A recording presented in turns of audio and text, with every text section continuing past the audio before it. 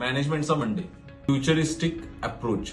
प्रोफेशनमध्ये आज काय चाललंय इथं लक्ष द्यायलाच पाहिजे, पण त्याचबरोबर पुढच्या 3 आणि 5 वर्षाचा रोडमॅप आपण तयार करायला पाहिजे.